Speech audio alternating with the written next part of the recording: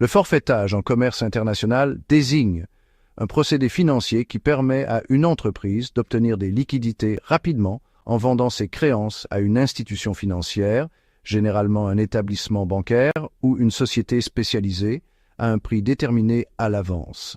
Cette pratique est couramment utilisée dans le cadre des transactions commerciales internationales pour financer le cycle de production et de vente, en particulier dans les secteurs où les délais de paiement sont longs ou les risques de défaut de paiement sont élevés. Le forfaitage se distingue du crédit bail et de la cession de créances par le fait qu'il implique une opération de vente définitive de la créance sans recours à l'entreprise créancière en cas de non-paiement par le débiteur.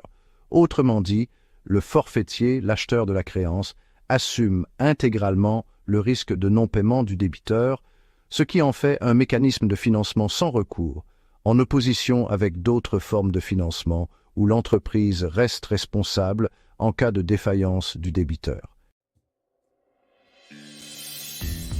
Dans une transaction de forfaitage, une entreprise exportatrice conclut un contrat avec une institution financière pour vendre ses créances futures.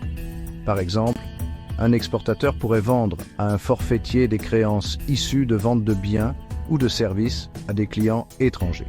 En échange, le forfaitier lui verse immédiatement une somme d'argent inférieure au montant total des créances, un pourcentage inférieur correspondant au prix d'achat de la créance. Ce rabais tient compte du risque de non-paiement, des coûts administratifs et des frais liés à la transaction. Le forfaitage est particulièrement adapté dans les situations suivantes. Lorsque l'exportateur vend des biens ou services à un acheteur étranger qui souhaite bénéficier de conditions de paiement à long terme, souvent 6 mois à plusieurs années. Lorsque l'exportateur souhaite obtenir de la liquidité immédiatement sans attendre le règlement des créances. Et lorsque l'exportateur cherche à éviter les risques liés à la gestion de créances à l'étranger, notamment les risques politiques, économiques et juridiques. Financement rapide. L'exportateur peut obtenir des fonds immédiatement, ce qui améliore sa trésorerie et lui permet de financer d'autres opérations sans attendre que les paiements soient effectués. Transfert de risque. Le forfaitier prend en charge le risque de non-paiement, notamment en raison de défaut de paiement ou de faillite du débiteur.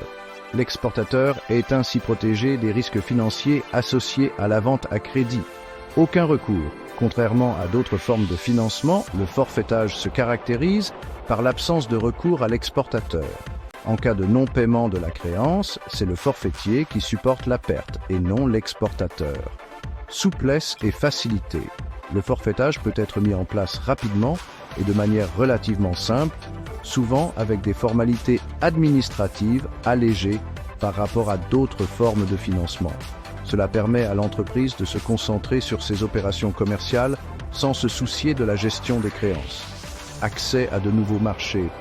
Le forfaitage permet à des entreprises qui manqueraient de liquidité d'étendre leur activité à l'international en vendant à des clients étrangers avec des conditions de paiement étendues, tout en conservant une certaine sécurité financière. Amélioration du bilan. En vendant les créances, l'entreprise peut améliorer son bilan en réduisant son niveau d'actifs et en augmentant ses liquidités, ce qui peut être favorable pour ses rapports financiers et ses relations avec les institutions financières.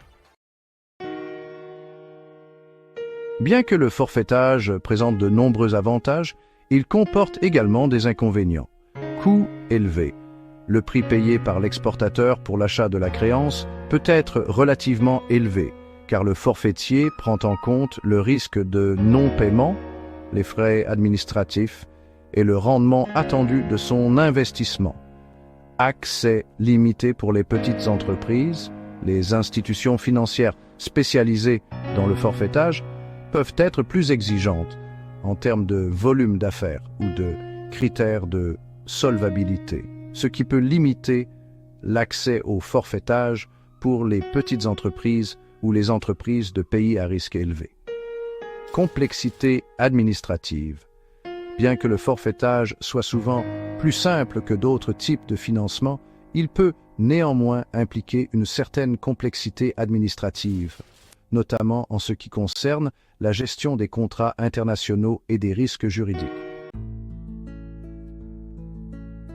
Le forfaitage peut être classé en fonction de différents critères, notamment forfaitage avec recours. Bien que plus rares, certains forfaitages peuvent inclure un recours, ce qui signifie que l'exportateur doit reprendre en charge la créance si le débiteur ne paie pas. Cependant, dans la majorité des cas de forfaitage international, ce recours est exclu. Forfaitage sans recours, c'est la forme la plus courante, où l'exportateur vend définitivement sa créance au forfaitier, qui assume le risque de défaut de paiement. Forfaitage à court terme. Cela implique des créances qui doivent être réglées dans un délai relativement court, disons moins de 6 mois, souvent en lien avec des ventes à crédit à court terme. Forfaitage à long terme. Il concerne des créances dont le paiement s'effectue sur plusieurs mois ou années, souvent dans le cadre de contrats de vente complexes, comme par exemple des équipements lourds, des infrastructures, etc.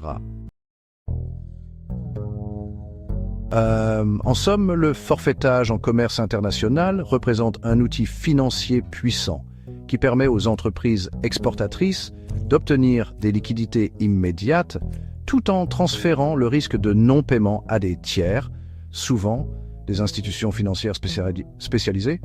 Ce mécanisme est particulièrement utilisé dans les transactions internationales, où les délais de paiement sont longs et les risques de créance peuvent être plus importants. Toutefois, bien qu'il présente de nombreux avantages en termes de financement et de gestion des risques, il est également associé à des coûts et à certaines complexités administratives qui doivent être soigneusement prises en compte par les entreprises avant de recourir à ce mode de financement. Si vous aimez ce contenu, abonnez-vous à ma chaîne et laissez-moi des commentaires pour plus de contenus éducatifs.